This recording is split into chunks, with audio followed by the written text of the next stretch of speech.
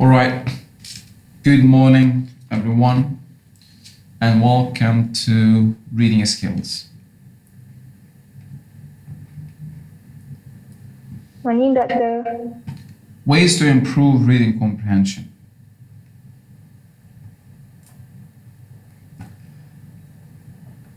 Some say that having the ability to comprehend what one reads is the greatest gift of all. It is the root to all learning. Out of all the necessary literacy skills, reading comprehension is perhaps the most significant for learners to succeed in their studies at all levels, and better yet, in life at large. Reading is a complicated, intertwined process which involves a combination of skills. For example, skills of perception, psycholinguistics, language and the mind, and cognition. The process or act or activity of achieving reading comprehension consists then of recognition of words, then processing of sentences, then strategic processing of text, the macro structure of text. It also consists or involves the activation of a prior knowledge and interpretation skills of meaning. So reading comprehension is a complex, multifaceted process that involves a number of things being at work at the same time.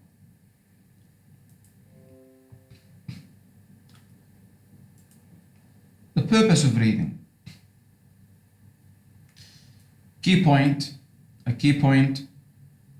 Good reading means building frameworks for connecting words to thoughts. So we have words, we have thoughts. Good reading means building frameworks for connecting what you read on the page to what you know or to your thoughts. Building frameworks. And so the purpose of reading is to connect the ideas on the page to what you already know, to your prior knowledge. As you read, you strive subconsciously to connect what you're reading with what you know. Such connection is comprehension, or creates comprehension. If you don't know anything about a subject, then pouring words of text into your mind is like pouring water into your hand. Imagine pouring water into your hand. How much water can you retain? Almost nothing. So pouring words of text into your mind, if you know nothing about what you're reading, the subject, it's like pouring water into your hand. You won't retain, or you won't, get much.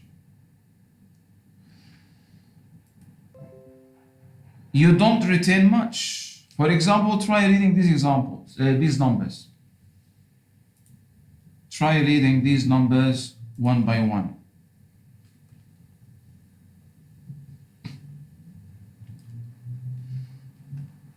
The first one is 7516324, 7516324, 1, 2, 3, 4, 5, 6, 7. Which number is is easy to remember, the easiest to remember? The third one. Clearly, it is the third one. Why? Before that, the first one is difficult to remember. Why? Because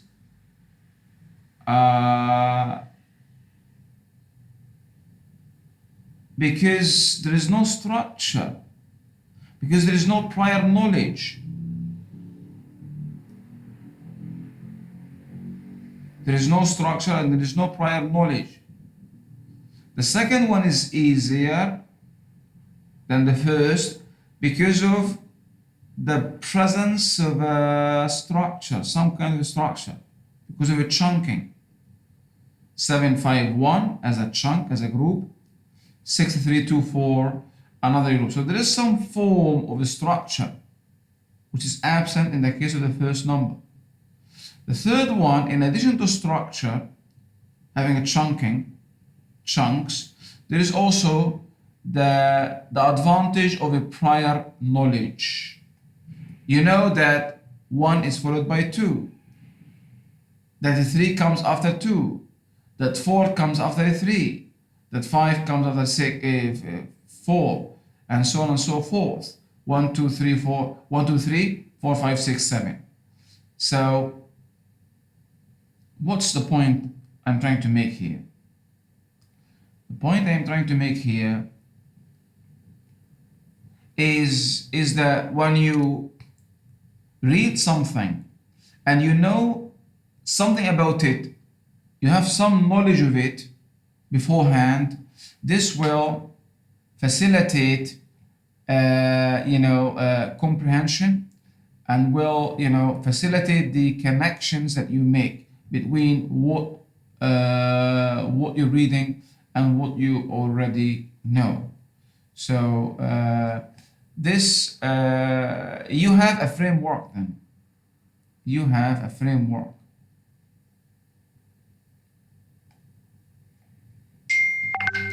And so if you like sports, as an example, then reading a sports page is easy. You have a framework in your mind for reading, understanding, and storing information. You have a framework to hold information. If I read personally the sports page, it won't be easy, and it will take longer than someone who has knowledge about sports. So about sports. I don't follow, I don't watch any kind of sport. I don't even practice any kind of sport, and so I don't read anything about sport. And so if I read for the first time, it won't be easy. I don't have a framework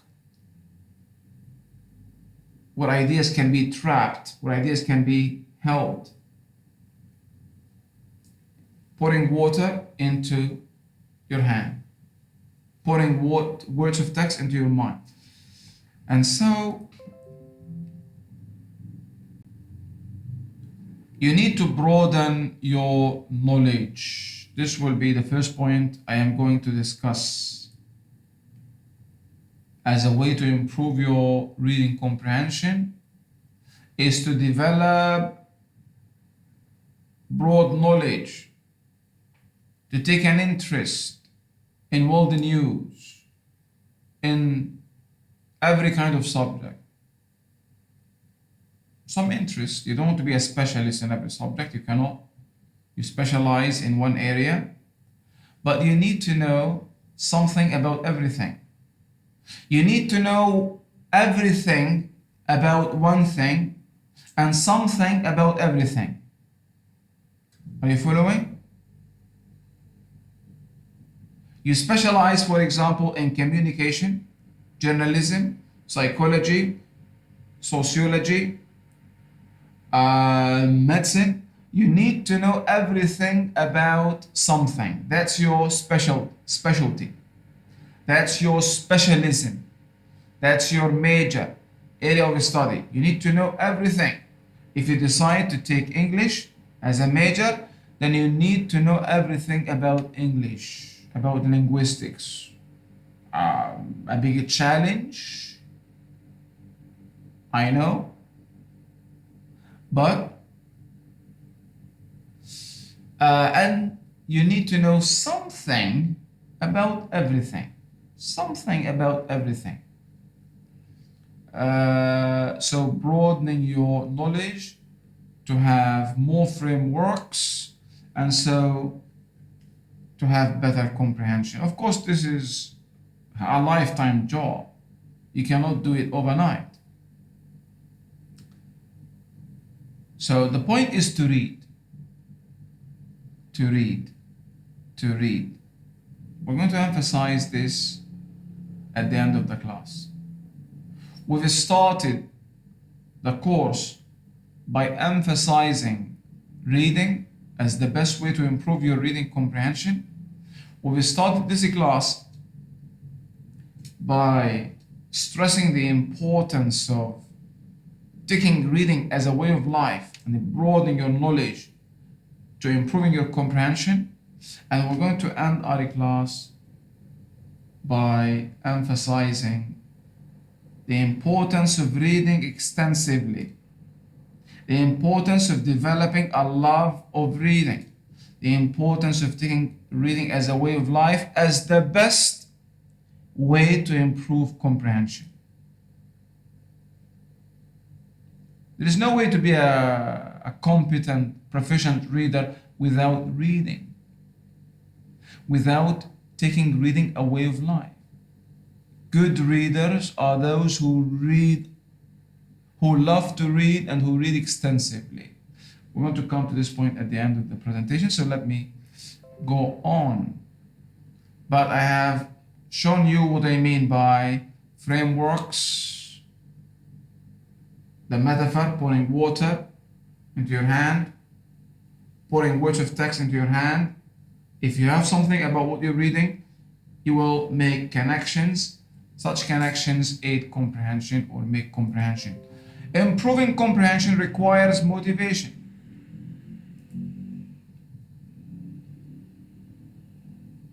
Motivation. If you aren't motivated, nothing can take place. Simple. Motivation, that force that it propels you or compels you to act. Motivation. Motivation to improve your language. Motivation, intrinsic motivation. Being driven from within.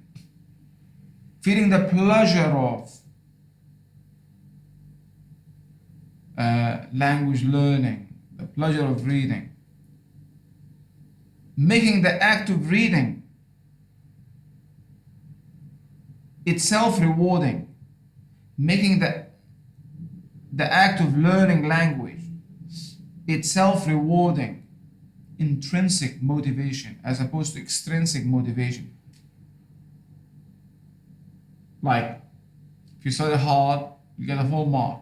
A full mark, extrinsic motivation. You need to be, motivated from within. No language learner can become proficient without motivation. Full stop. Mental frameworks, which I've just mentioned. Reading comprehension requires developing mental frameworks for holding ideas. And this is dependent on reading, more reading, a variety of genres, to develop frameworks that can help, words to connect and to make sense. So build your mental frameworks by reading more. From now onwards, dedicate some hours, daily hours, for reading. whether early morning, in the evening, you plan your day. But you must choose, you must dedicate some hours, the more the better. Some hours for study and some hours for reading. What do you mean? Isn't study reading? Isn't reading study? Not exactly. I am not talking about study. I am talking about reading as a habit, fluency reading, apart from reading that is meant for your study. So you may study 5 hours a day, more or less, depending on your time and your dedication and application, persistence, perseverance, diligence, and stick-to-itiveness. Here's this word for you, stick-to-itiveness. Stick to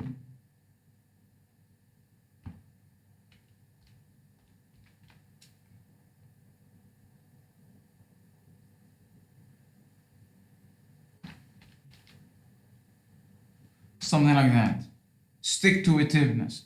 The ability to stick to what you're doing, not to give up. So you may spend 5 hours, 6 hours studying.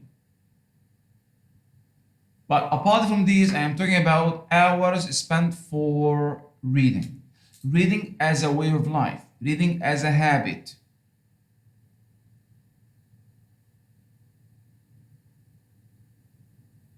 So, at least 1 hour a day. And this is again apart from the time you spend on reading your Facebook, on these, social media material. Now, 1 hour where you hold a book. So do not confuse this act of reading with many types of, like reading a post, a Facebook post, or a WhatsApp message. This is not the kind of reading I mean.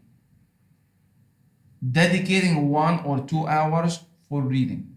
A novel, for example, you read a chapter 2 every day from a novel. Once it is over, you choose another one. Reading. But you should also diversify your reading, as we have implied. Diversify your reading. A variety of genres. So maybe this time you are reading, okay, this time you're reading a novel. Once the novel is over, in 2 weeks, 3 weeks, a month, depending on how many hours you read a day, then next, read another thing, another genre. Pick up a book about history, the history of Malaysia, the history of the US, the history of Palestine.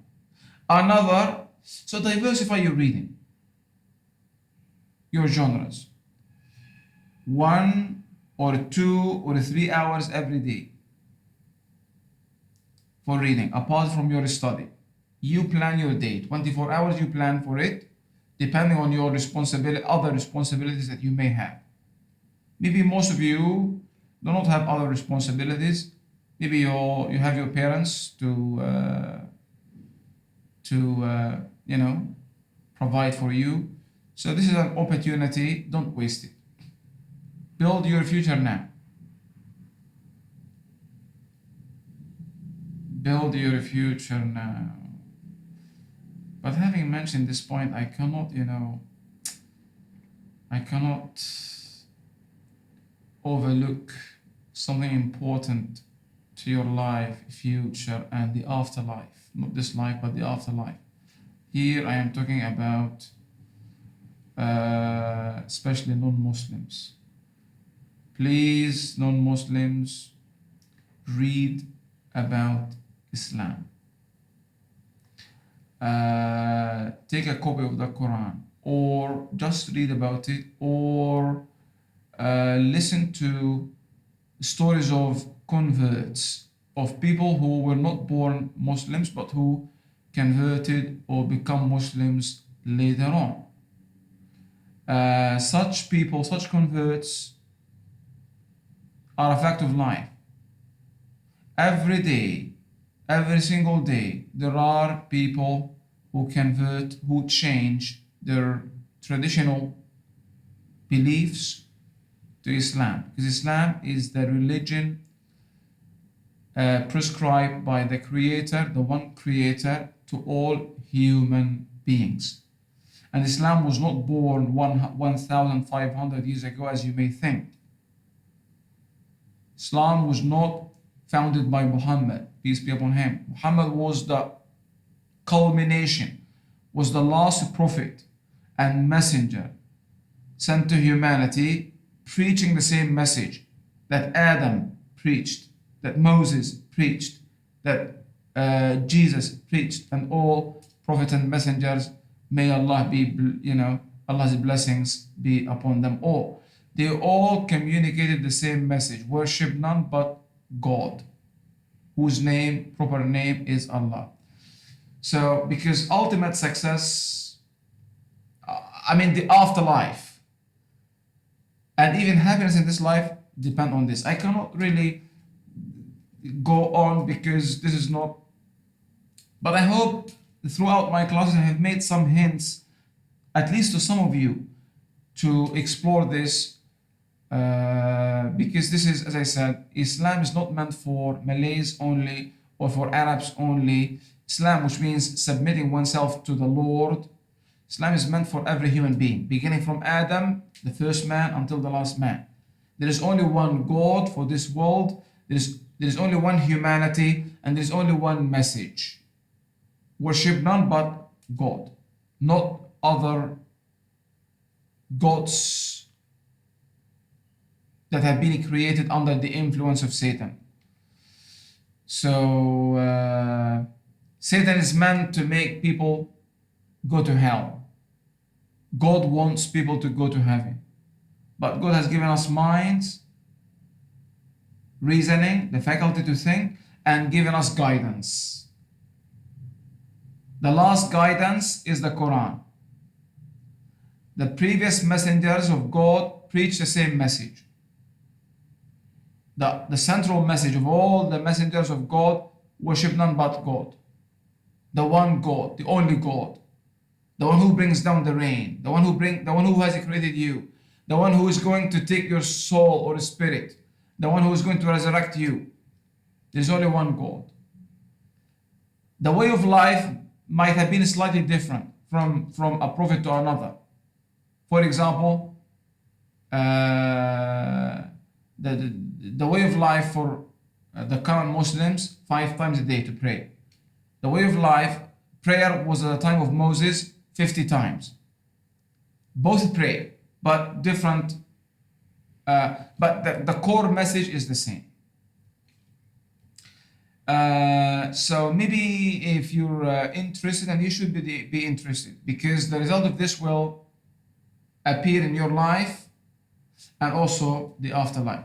Maybe if you're interested, you can just go watch for videos about new Muslims, new converts. Why do they become Muslims? This should be your beginning.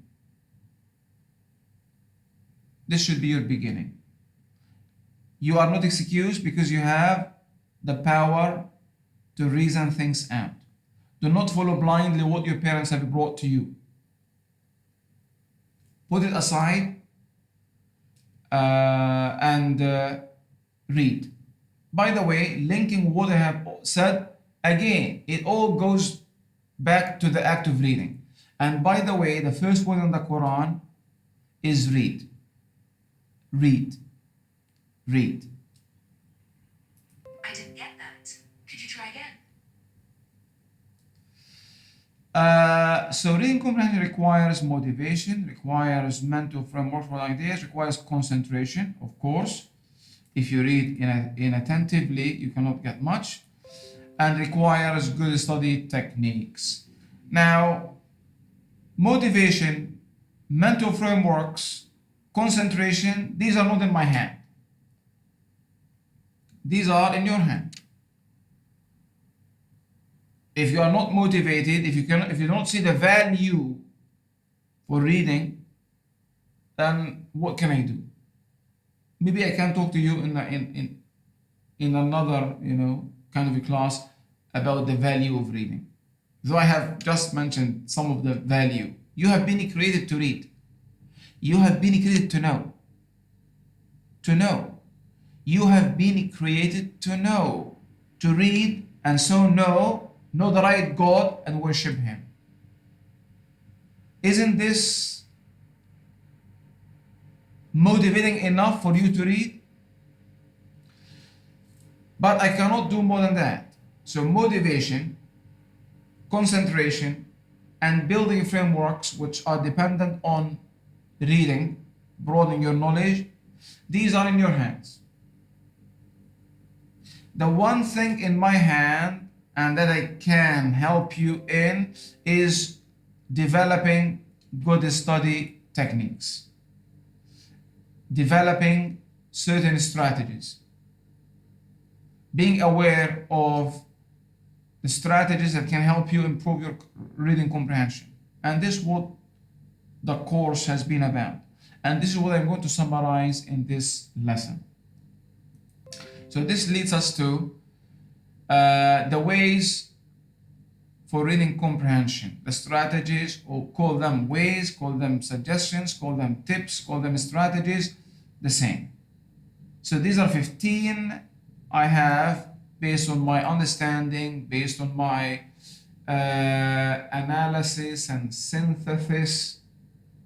I have come up with 15 points, 15 strategies, 15 tips, suggestions that can help improve your reading comprehension. Any question before I go on?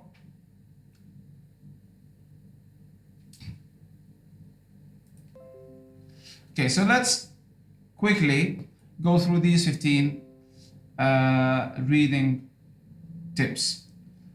Develop a broad background. This is what I have just mentioned.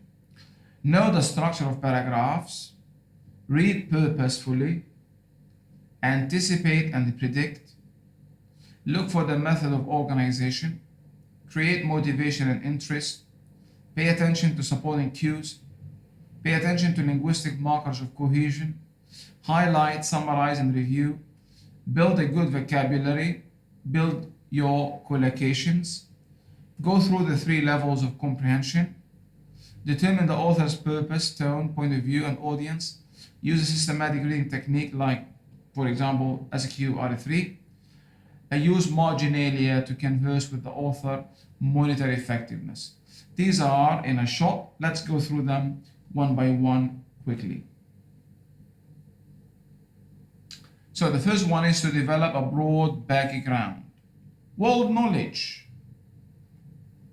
This is known in linguistics as content schema, as opposed to formal schema, linguistic knowledge. And so broaden your background knowledge by reading the news, magazines, and books, etc., etc. Become interested in world events. So I have said that you need to dedicate a few hours a day, 1 to 5 hours every day, depending on how much time you have, 1, 2, for the act of reading. The act of reading. These are hours apart from the ones dedicated for study. Okay?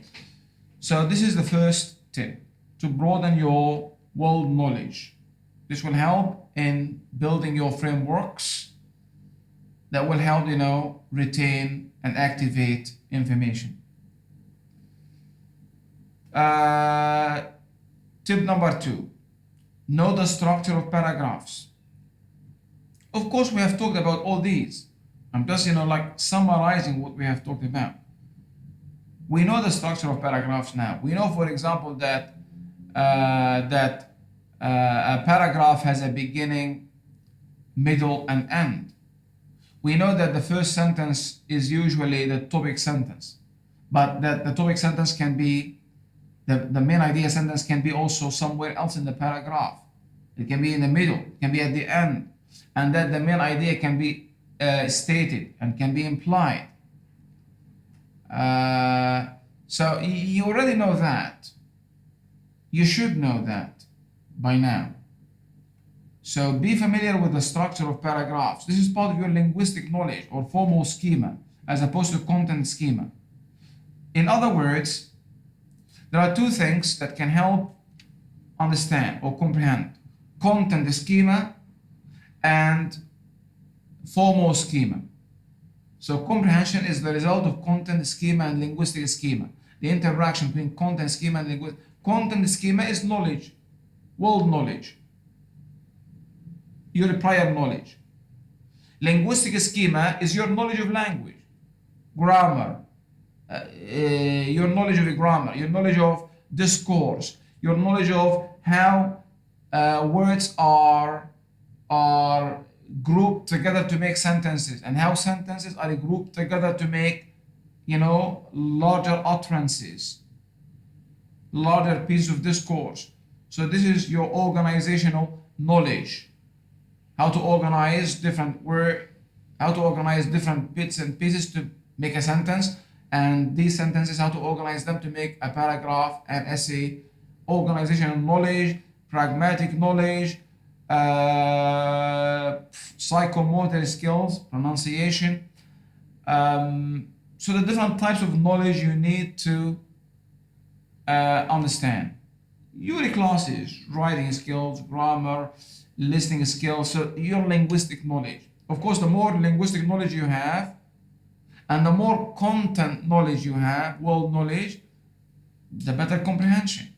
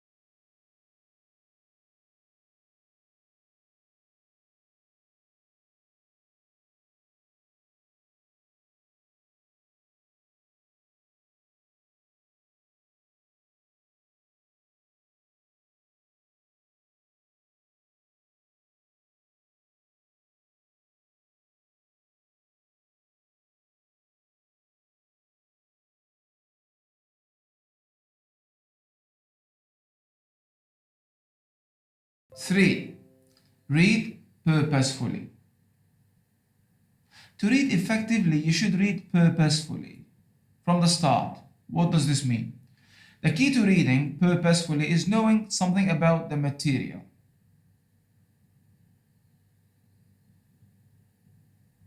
Begin bold before and bold.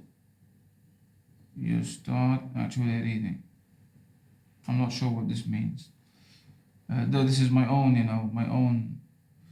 the key to reading purposefully is knowing something about the material. About the material, you start actually reading it. Let's carry on and see.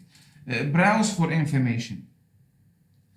That is, skim the passage for a couple of minutes. Effective readers naturally skim any reading materials before they start reading, and they do not even realize they do it. They read the title, identify the author, see what type of publication it is, that is a blog, magazine, book, chapter, etc., and when it was published. They browse the passage for graphs, tables, illustrations, and so on. Analyzing this information before you start reading takes only a couple of minutes, but you can collect a lot of value insight into the passage. So reading purposefully here then means that when you preview and skim a passage and have a quick idea about it, 1 or 2 or 5 minutes, depending on how long the text is, an article or a book. When you have an idea about it, by skimming it, running your eyes quickly across, the different sections and the headings, getting an idea, then you have created a purpose for your reading. If you want to continue, you know why you want to read. So skimming can help you read purposefully.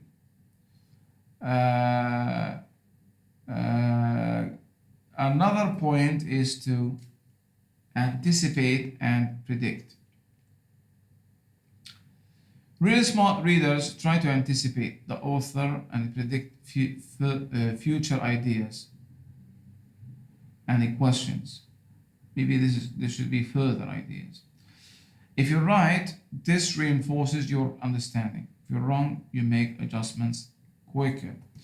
And so, as you read one paragraph, as you look at the topic sentence of each paragraph, you anticipate content, you predict. As you read one chapter, as you read about this character or that character,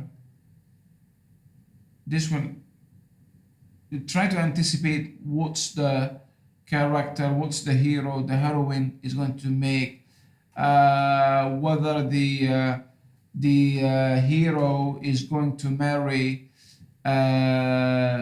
the princess at the end of the story, or I don't think they're gonna get married. So anticipate, predict, pause for a while, think about what you have read, anticipate what may come. If your anticipation prediction was correct, then reading will reinforce it. If it's wrong, you make adjustments and you go on. So look for the method of organization. Is the material organized serially, logically, functionally, spatially, or hierarchically?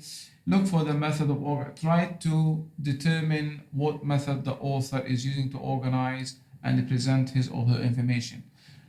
Problem solution, advantages, disadvantages, compare, contrast, topical, spatial, process, the different patterns we've come across. This can help, in comprehension. Create motivation and interest. We have talked about this.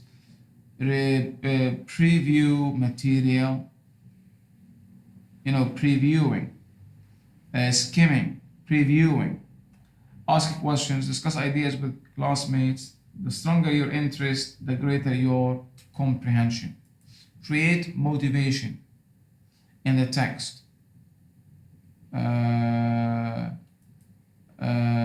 Preview material, skim material, see if it's motivating enough. If the text is not motivating enough, put it aside, look for other text.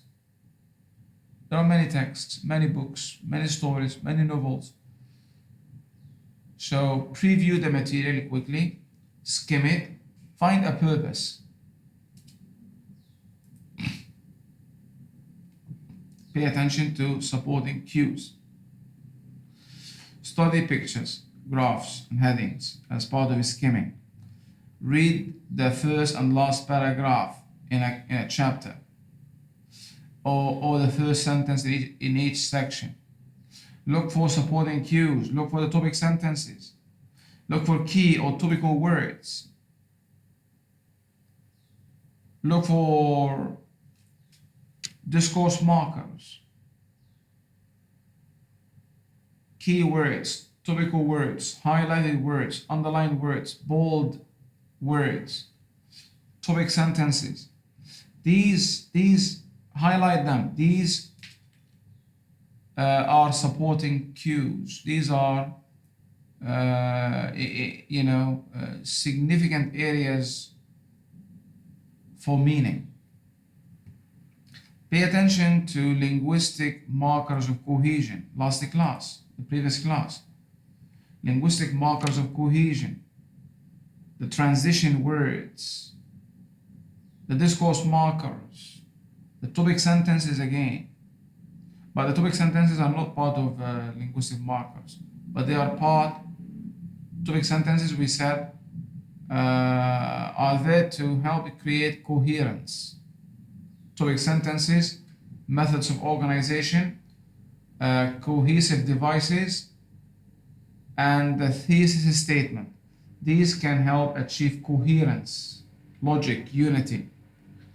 So watch for cohesive devices.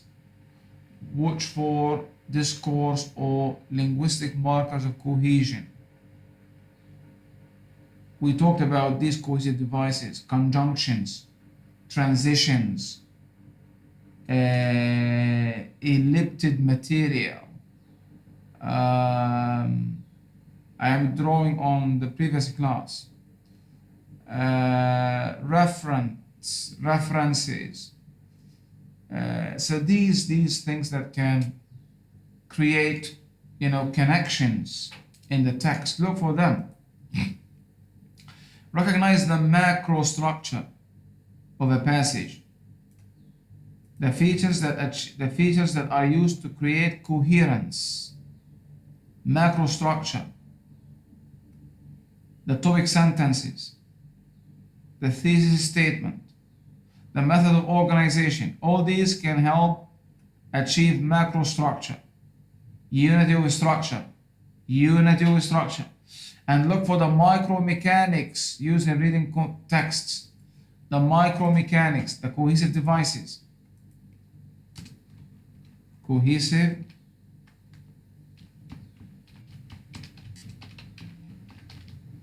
devices.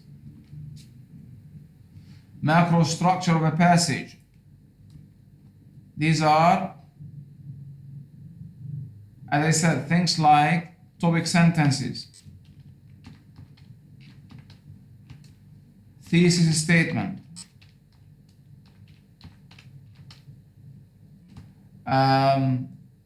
method of organization,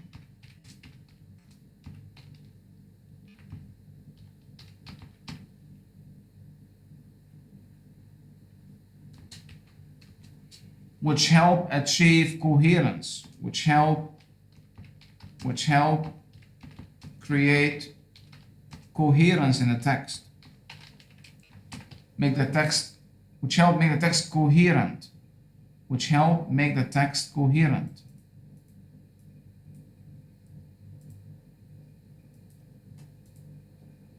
Okay?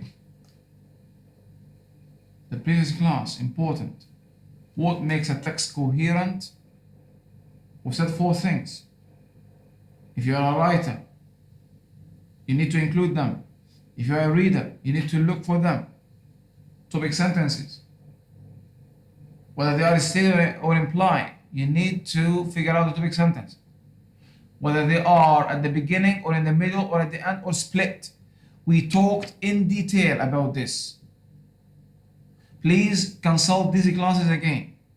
It's sad to let these classes go without improving your reading comprehension and even your writing ability. It is sad. Make sure you know and you apply what we have said. Take this opportunity that we are coming for soon we're going to sit for the final exam. Take it as a true opportunity to revise what we have learned. I have uploaded some of the classes on YouTube. I'll try to upload some more. Maybe you can watch these videos again.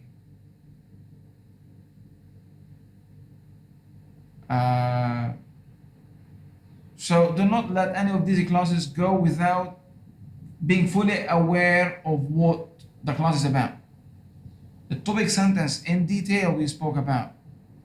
What the topic sentence is, the types of topic sentences, the position of topic sentences, and this sentence is unique. It is unlike any other sentence in the paragraph. If you fail to grasp a topic sentence, you fail to understand the passage.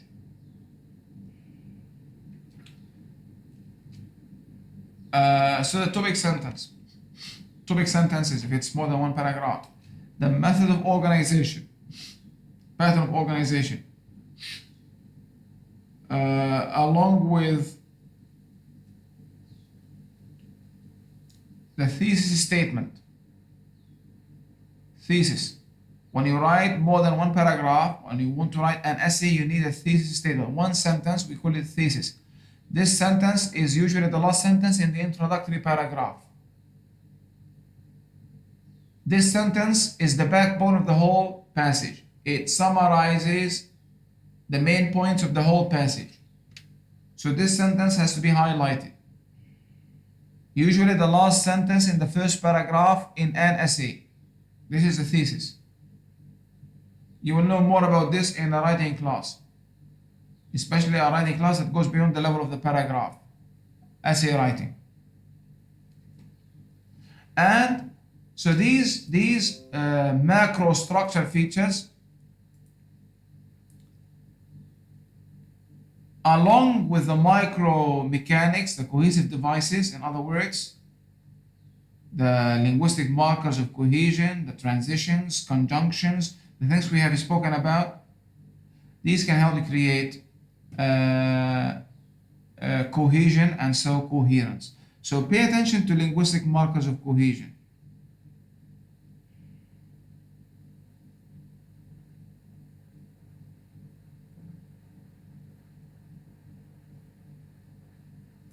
Let me write here, let me make in one point another point. Pay attention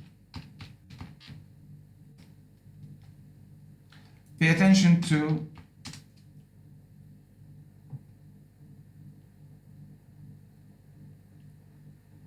or let me make them one point because here I mentioned both in the further illustration.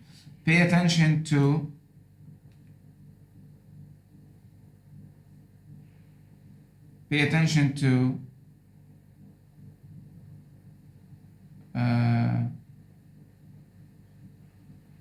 the elements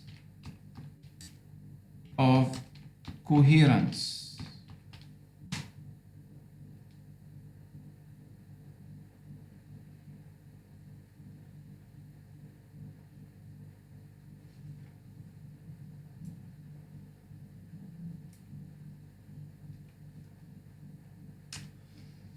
Pay attention to the elements of coherence.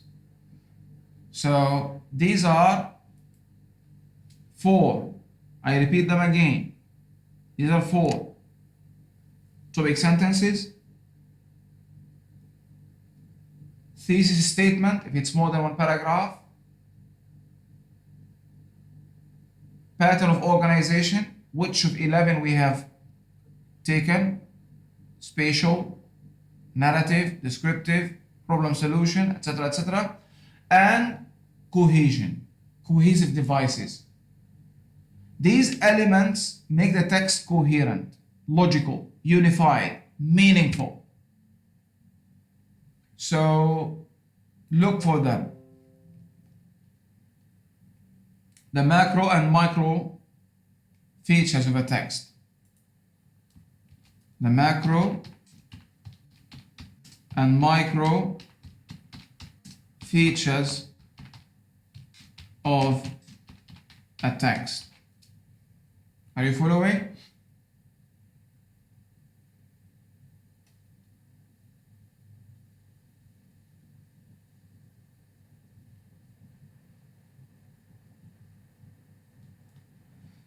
Though it is part of the 4 elements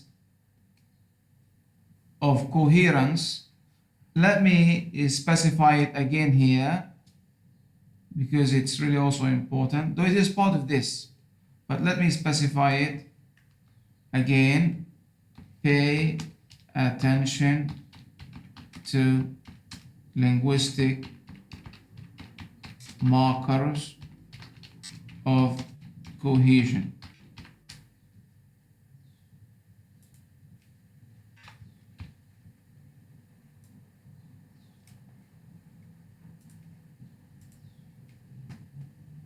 Let me specify it. Though, as I have said again and again, it's really this is really part of the elements of coherence. But this is only the micro one. The macro are the 3, as I have said. The micro are the cohesive devices, the internal ties and connections that exist within a text, the grammatical and lexical linking within a text. So look for this cement. Look for these features that cement the different parts of a text.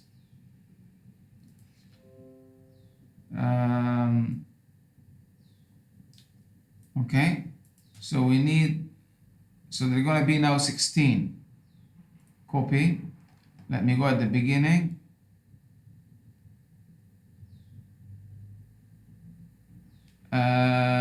Pay attention to, should be here. Okay, and let me go at the end quickly.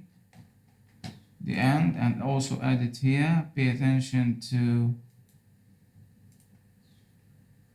the elements of coherence, and these should be 16. Okay, let's go back, and we need to speed up a bit, or maybe more than a bit. Okay, so pay attention to the elements of coherence. Are you clear on this? You should really be clear, because I have repeated this a lot. But I just want to hear yes if you're sure about it. Clear on what I mean by that?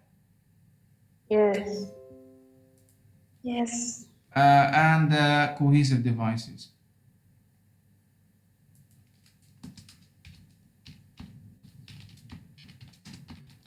I will upload, Lama should be lowercase.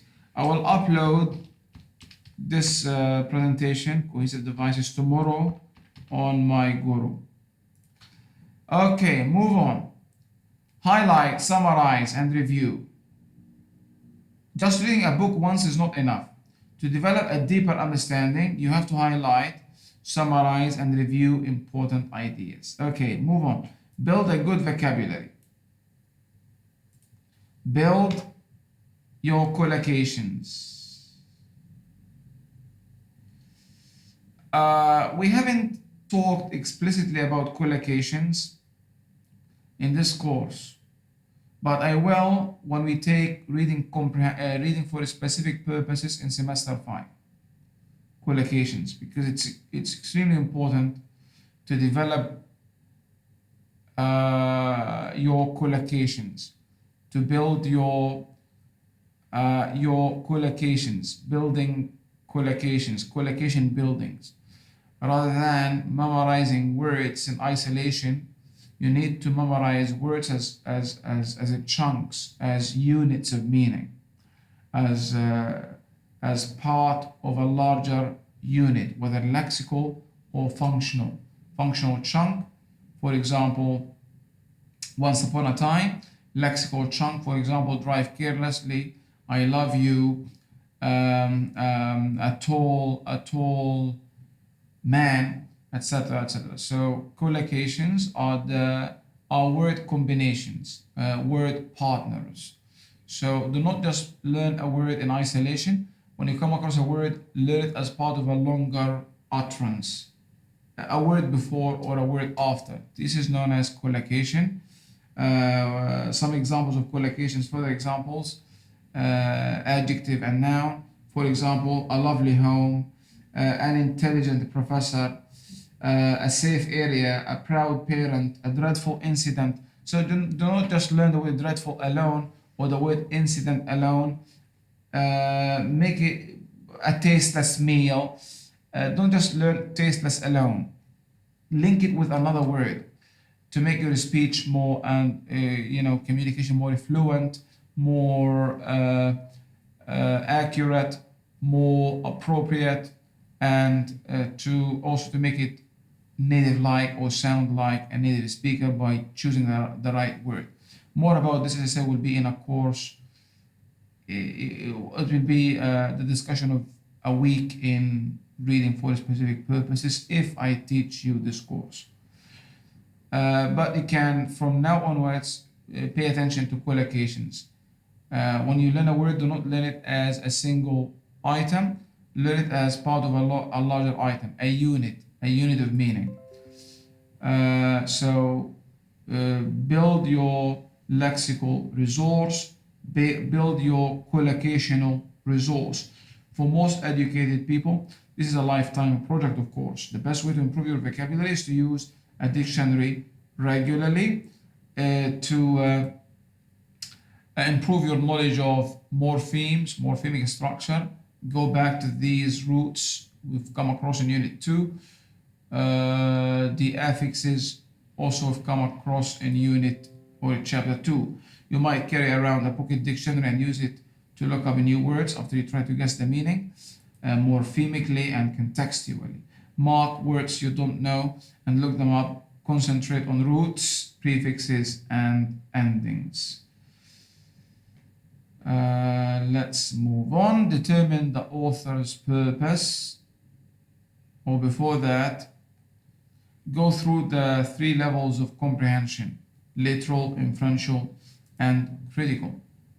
So you're aware now of these 3 levels of meaning. The basic level, watch for implied meanings and try to critically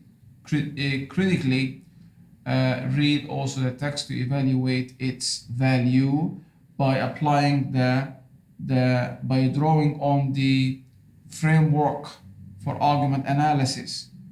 Who can quickly mention to me the 5 things we need to look for when we critically evaluate an argument after you determine the issue and the argument? What are the 5 things you need? How do you break down the argument and you evaluate its effectiveness, persuasiveness? What are the 5 things? The 5 criteria: objectivity, validity, credibility, completeness, and before that the relevance. So as you move into the critical or evaluative stage, you look at these 5 things to see if the text is objective, valid, relevant, the support is relevant, and complete, and so whether the text is really good or weak, sound or strong. So move through these levels of reading. Draw upon them. Draw upon this theoretical knowledge. Draw upon it. Capitalize on it.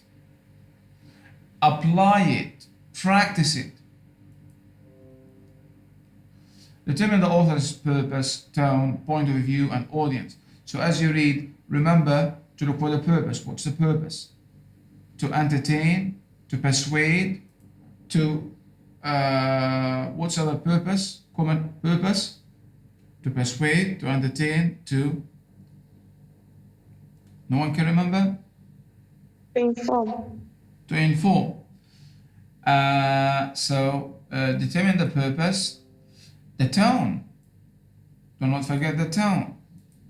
Is the tone of the author nostalgic, pessimistic, optimistic, objective, subjective, condescending, critical, frustrated?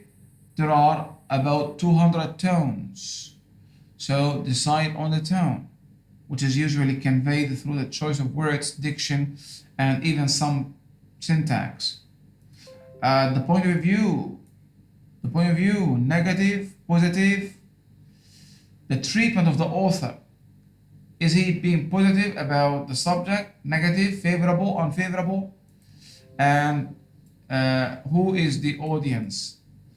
Who's the audience? Criminals, juveniles, professors, adults, children, women, gays, so many things. Reading is complex. Many things should go on as you read.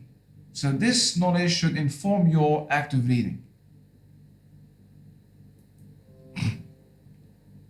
Use a systematic reading technique.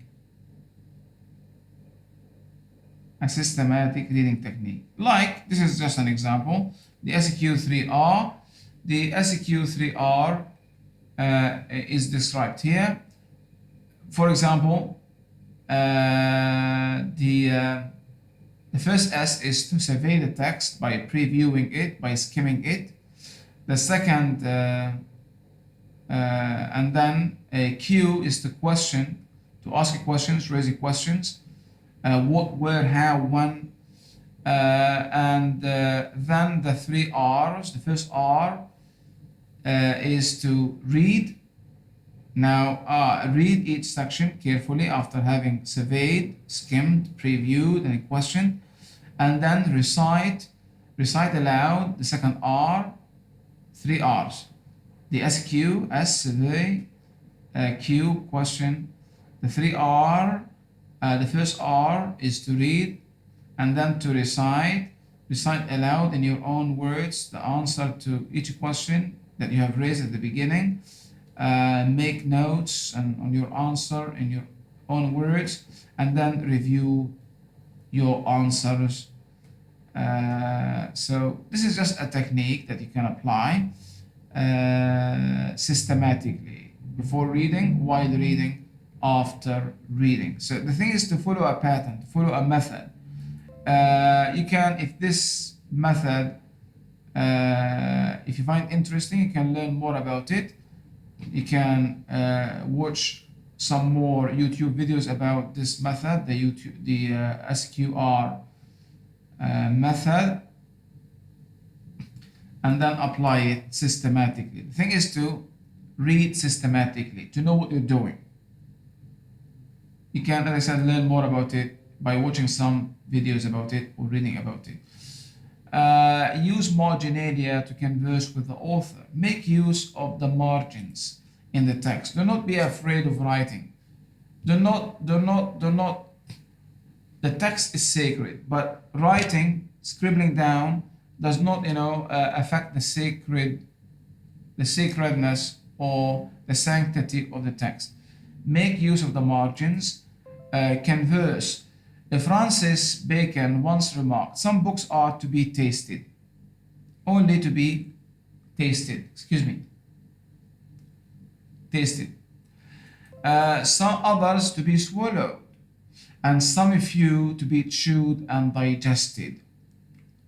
To read them carefully, to, as I said, to engage in the text. Reading and writing often go hand in hand. Reading and writing.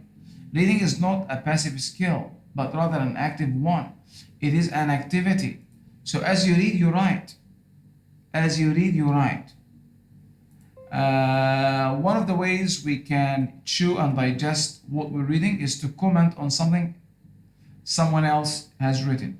We do this through marginalia. Make use of the margins, the broken fragments of thought that appear scribbled in the margins of books. These fragments help us connect ideas, translate jargon, and spur critical thinking.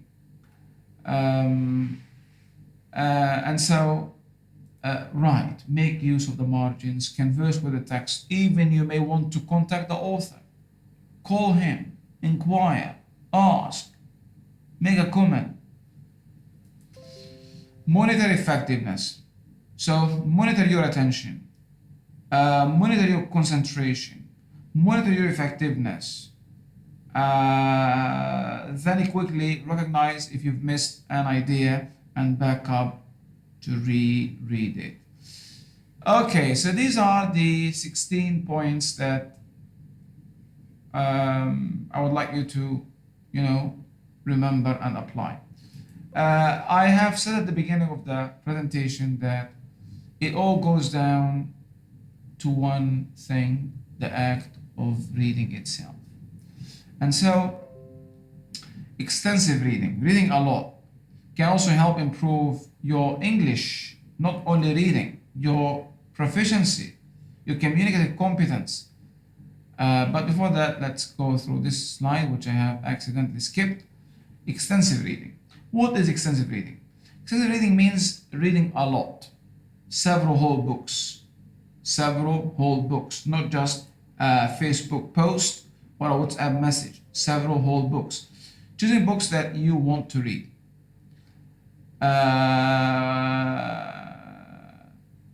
What does extensive reading mean? This or this or this or this?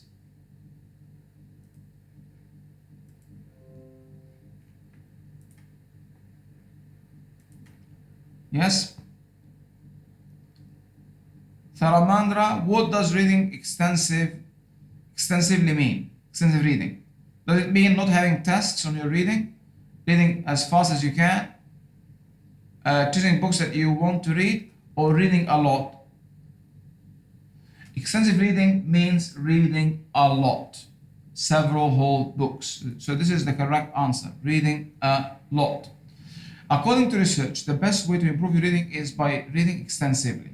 That is, by reading a lot. In fact, the best readers are people, remember please this, it's one of the quotes I mentioned in the course outline, and we discussed it at the beginning of the semester. The best readers are people who love to read and who read extensively. Extensive reading is a fluency activity for global understanding. This is what I meant by dedicating some time for reading. Extensive reading, not intensive reading. Intensive reading is study. Intensive reading is your study. You read for detail. You read to understand every bit. Intensive reading, like reading an article, going through the slides of a presentation, shorter texts. But extensive reading, reading long texts, reading long texts with the purpose of developing, or getting global rather than detailed understanding. This way you will expose yourself to language, and this way you're gonna improve not only your reading, but you're gonna learn new words, you're gonna learn how words are used, collocations, you're gonna understand sentences more quickly and become a better also writer. These are some of the advantages of reading extensively. Whole books. By the way, I bought a novel a month ago, and of course I don't have as much time as you have. As a professor of language who has to teach, to conduct research, supervise students, look for consultations, look for research grants, and I have a family, I don't have, maybe 5% of the time that you have. But despite that, I have a novel on my desk at home, where whenever I find, enough time, sometime, I take the novel and read a couple of its chapters. The novel is Wuthering Heights, the one I am reading currently, Wuthering Heights. By the way, I read this novel before. I read it once in 1999. But this long time ago, so I have forgotten the events. I read it 21 years ago, so I am reading it now again. So read as much as you can. How is this possible? That extensive reading can help you learn new words, learn how words are used, become a better writer. Well, it is possible because you expose yourself to language exposure. and get a lot of practice with the language when you read extensively. This is intrapersonal interaction. I did talk about this at the beginning of the semester. The two types of interaction. Interaction is key to learning language. Interaction. Interpersonal, I-N-T-E-R, interpersonal, between like you and me now, and intrapersonal interaction between you and a text, as like when you read or translate. So when you read, you expose yourself to intrapersonally to texts. While you are reading, your brain processes words and sentences in English. Not surprisingly, you get better at this kind of processing. You may get so good at it that you begin to think in English. Do you dream in English? Have you ever dreamt in English? Do you dream in English? I am not talking about English. I know that you dream about English, but this is not my question. My question is, do you dream in English? Your dreams in English come in the language you dream in English. Not dreaming about English. I wish I could speak, like that bald-headed professor, or I wish I could improve my language. You're dreaming in English. The medium of your dream is English. How many times have you dreamt in English? To reach this level, when your dreams are not in Tamil, not in Bahasa Malayu, not in Mandarin, when your dreams are in English, you will come to this stage.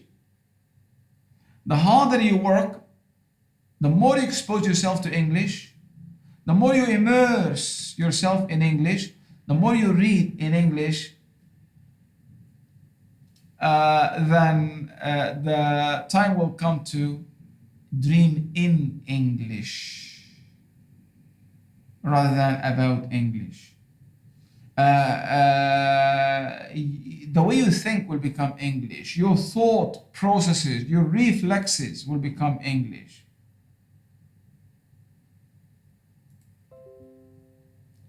But this only happens if you read a lot. All right? So when you dream about me, please dream in English, not in Tamil or Malay. Okay?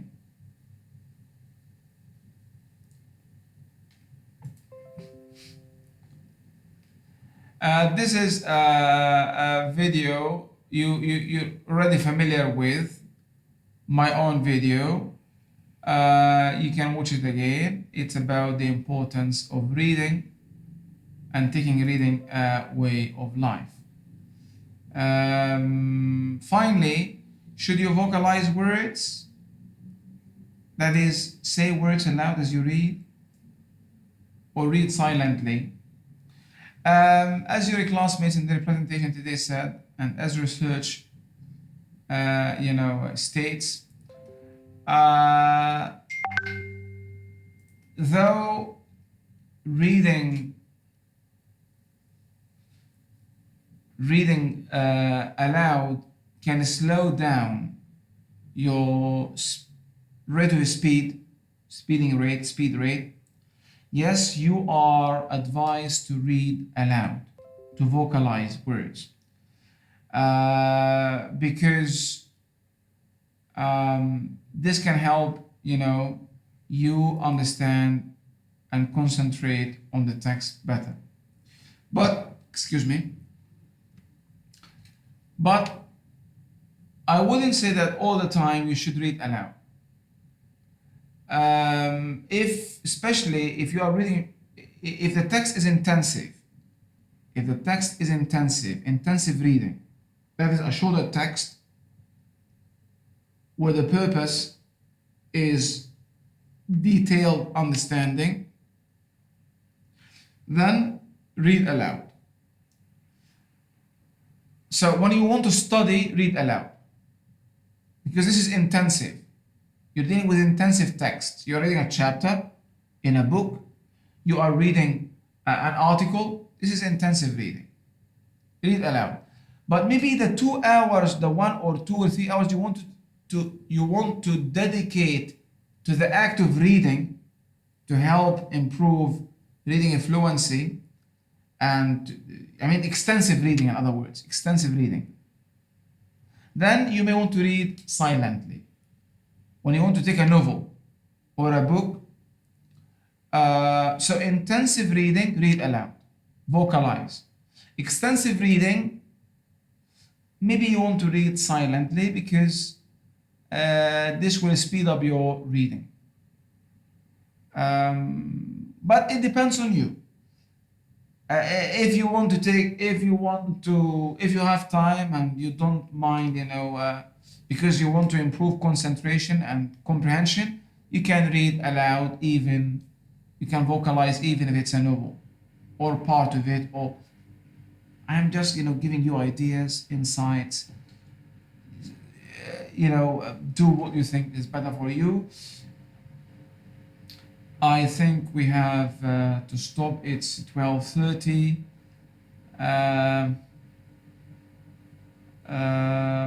Any question?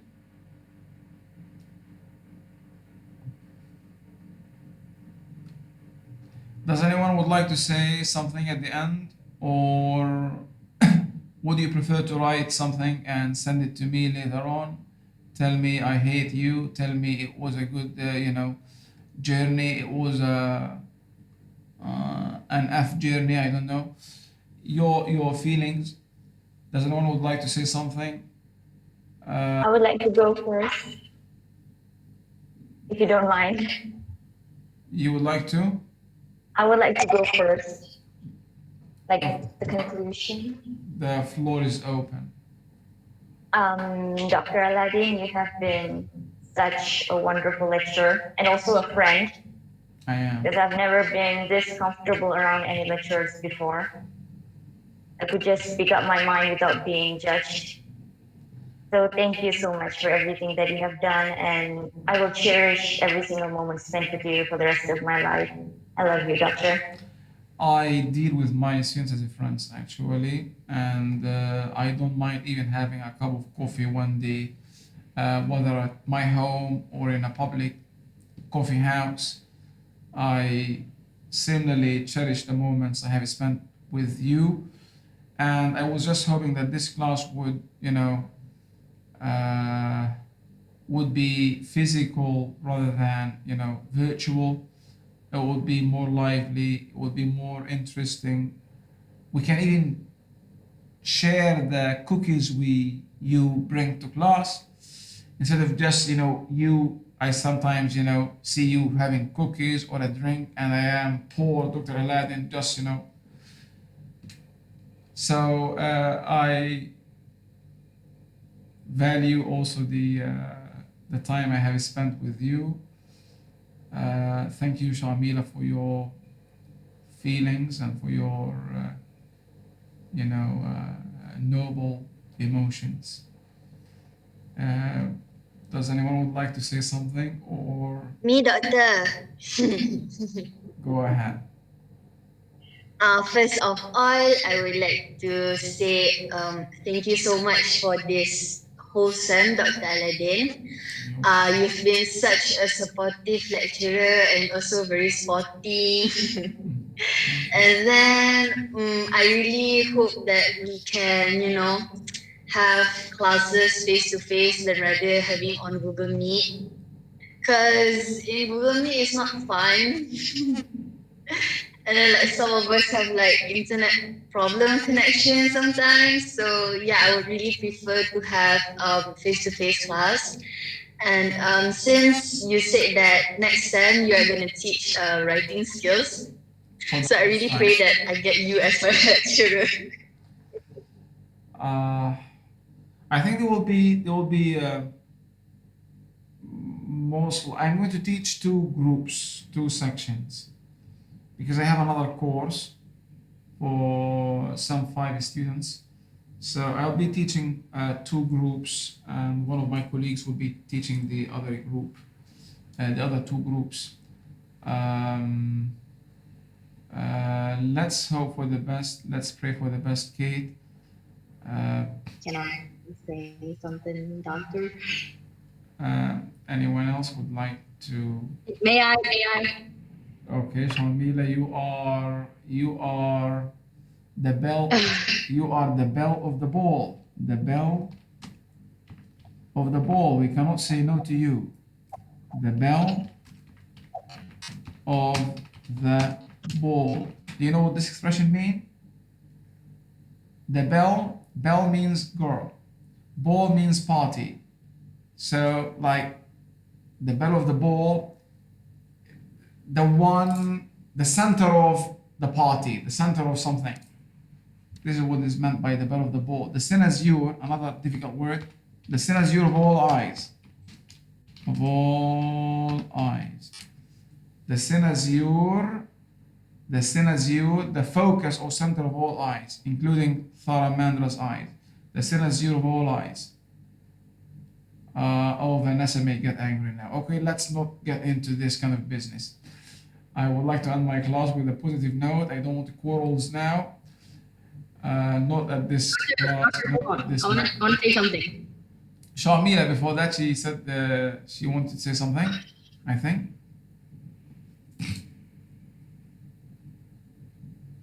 Someone said wanted to say something. I don't know. It was Chahaya, sis. Okay. May I? Yeah, Chahaya, sure. Is it you? Well, I can't. From the bottom of my heart, for me, you're more than just a lecturer.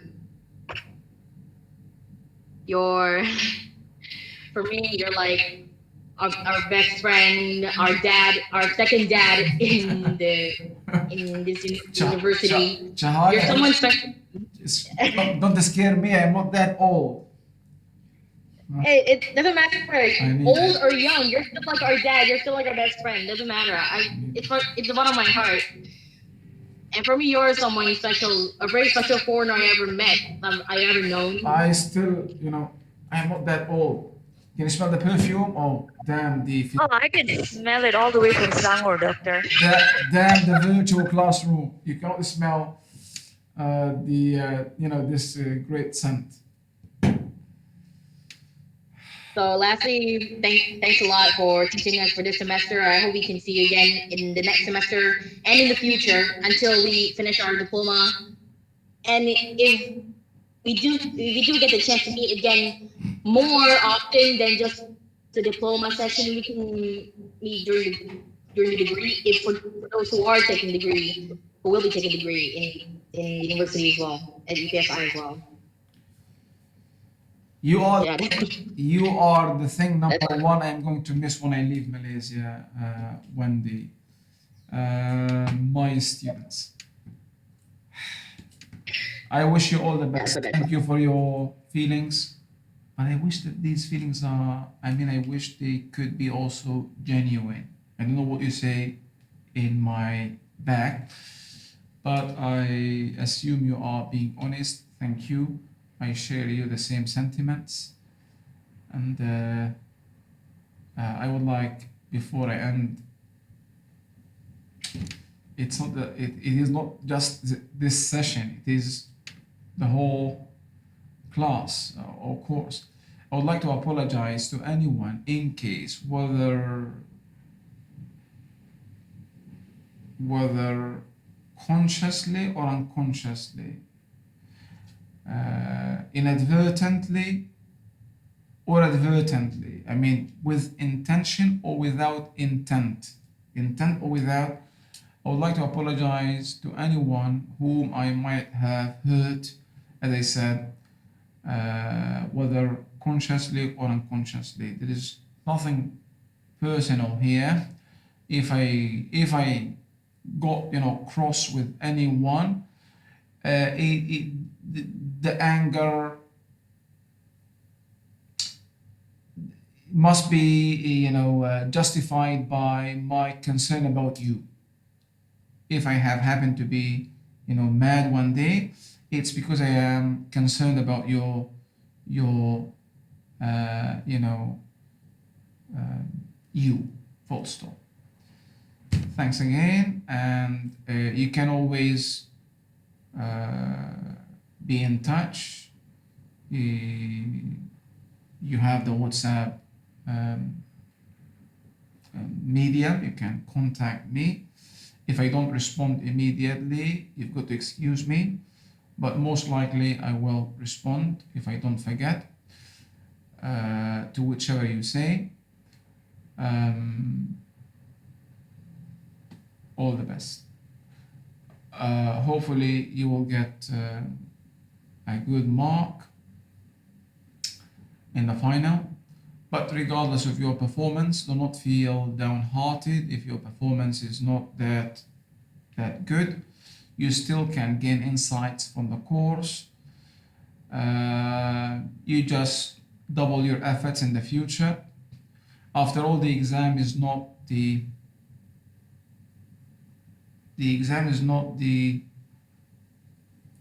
our end. The exam is just a means. Our end is the development of communicative competence, the ability to articulate your thoughts, feelings, emotions effectively, the ability to read something and ascertain its value, in order not to be, manipulated, not to be bullshitted or, deceived in a world full of shit, full of chicanery, full of shenanigans, full of dishonesty. And one final reminder, especially for my dearest non-Muslim students, please, as I said, look for stories of converts, see why these people changed their traditional beliefs, see why they decide to join Islam and become Muslims, meaning to submit themselves to the Lord, the one Lord. They will tell you about, each one has a different story, each one was born in a different culture, but they all, but see why they embrace this in you, despite, by the way, despite the ongoing hated campaign against Islam and Muslims, Islamophobia and all these, bad labels they associate with. Islam will become victorious. Most people will become Muslims, and we can see this rising tide in the West, despite, as I said, the heated campaign against Islam. Islam is not a man-made religion. It is not unlike any other way of life. It is God's, the one creator, God's message to all humans. Some were lucky to be born Muslims. Some had to struggle to find the truth. The truth is one, cannot be more than one. Falsehood, the ways to falsehood are many, but the way to the truth is only one. Use your mind.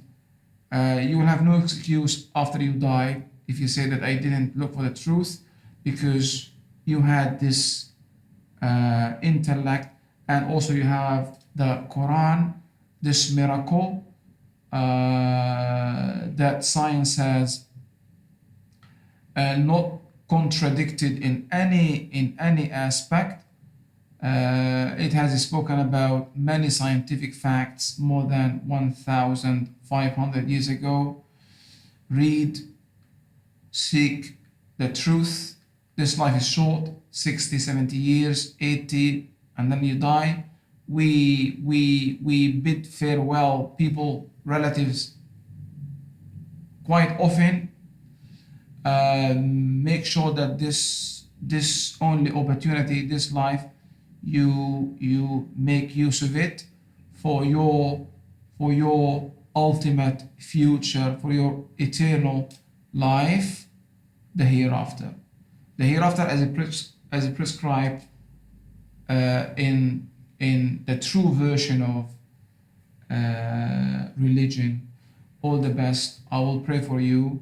You can, as I said, see me whenever, or at least consult me whenever you want, whether it's your academic life, whether it's other aspects. Do not feel offended. I am concerned about you. I am not asking you to go and create trouble here and there. I'm just asking you to read, to broaden your knowledge, to be the best here, and to be among the successful in the hereafter. God bless you all.